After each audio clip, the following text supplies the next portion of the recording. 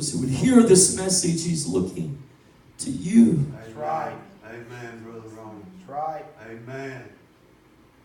The door is wide. Hallelujah, Lord. Thank you, Father. Take care of His promises. Yes. Amen. Amen. I'm almost done. I'm going to read a verse for you. Praise God. I mean, nobody can say, well, he didn't read from the Bible. Well, what have you? 2 Corinthians 2, verses 10 through 12. Wow.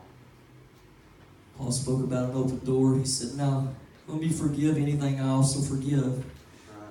I included this verse at first I wasn't going to, because focused on the last part, which you'll see has to do with the open door.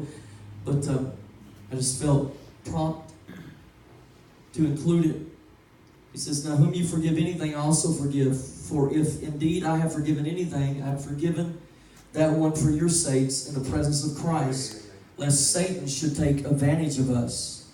For we are not ignorant of his devices. You kind of get the gist of what Paul is saying. He's saying we're not ignorant concerning the devices of the enemy. He'll create situations in your life that cause you to resent and struggle with forgiving others or a specific person. And in that inability or in that place of not forgiving and letting go, Satan takes advantage of you. Yeah. Okay. You know, I was going to include this verse. God knew who would be here. So yes, you know who you are. Okay. You know God is speaking to you. He isn't mad at you. He loves you enough to say, you need to read that verse. You need to share that. And I'm saying He has taken advantage of you and trapped you in that place of resentment and not forgiving.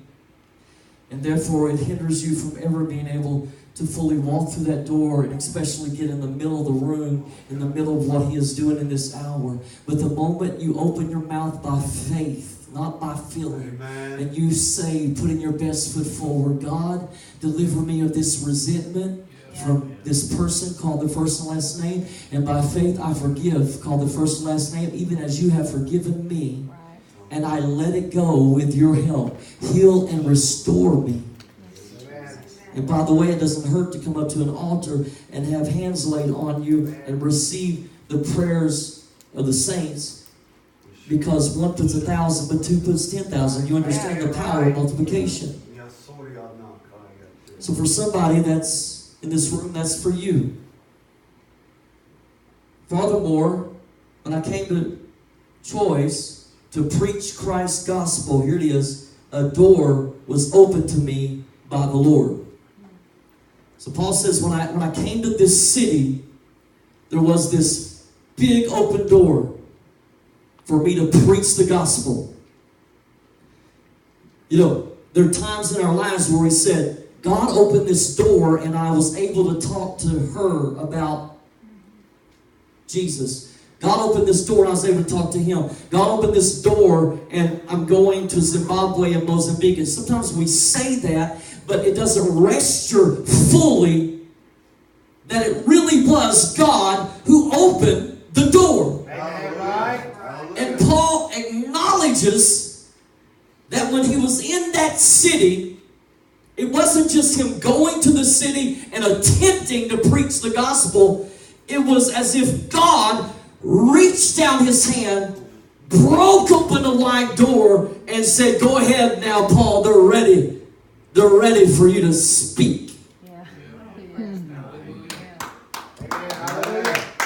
Because the Lord opened the door. The Lord's going to open the door and has opened the door for some of you to go on your first mission trip or your second or your third or your 15th. And some of you are going to go and it's an open door, not by accident.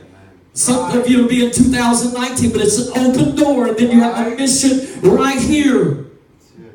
calling upon your life. But the point is, for the open door of establishing the kingdom, that's what Paul said. In this city, God has opened a wide door for me to establish the kingdom in this city, because these people are lost and going to hell, but a door has been opened for me. And so I'm not just here and just kind of preaching and just drudging through it. I feel some goosebumps. I feel some Holy Ghost doodads. I feel power coming upon me to preach the word with strength and anointing. And the devil's is being broken